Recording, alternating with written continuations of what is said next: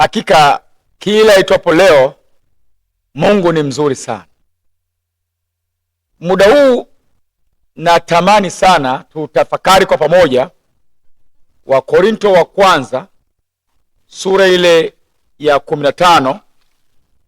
Tutasoma mstari ule wa 40 hadi mstari wa 41.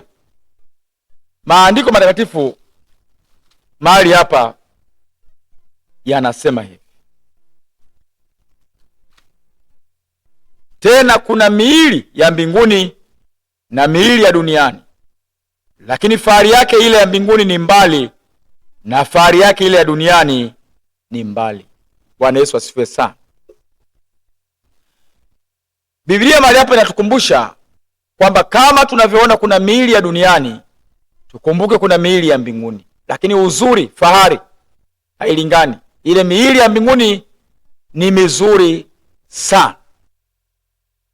Hakika dunia na mambo yake tutaiacha, tena hata miili hii tuliyo nayo tutaiacha, hatutakwenda nayo mbinguni.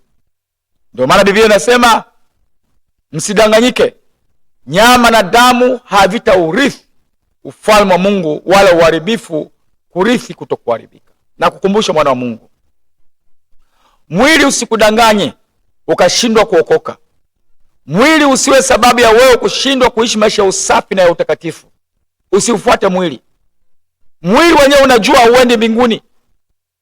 Utakulazimisha kuvaa kama watu wa dunia, utakulazimisha kusema kama watu wa dunia, utakulazimisha kutenda kama watu wa dunia. Ukatalie mwili.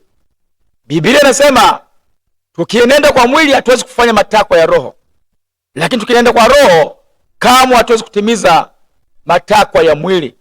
Enenda kwa roho, kataa matakwa ya mwili, ukijua kwamba nyama na damu havitaurithi ufalme wa Mungu, wala uharibifu kurithi kutokuharibika.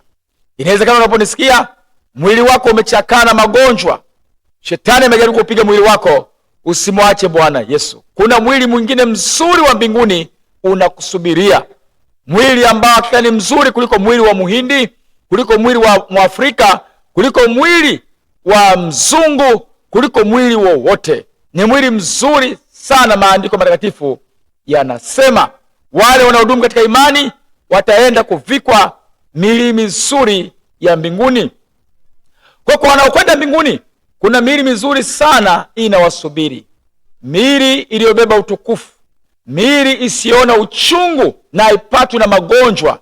Heri yako wewe uliye na sehemu katika mji ule wa mbinguni, Yerusalemu mpya. Tutafutwa machozi yetu na Bwana Yesu tukifika mbinguni. Kaza mwendo. Ndio maana shetani hataki tuende mbinguni. Atainua dhiki, adha.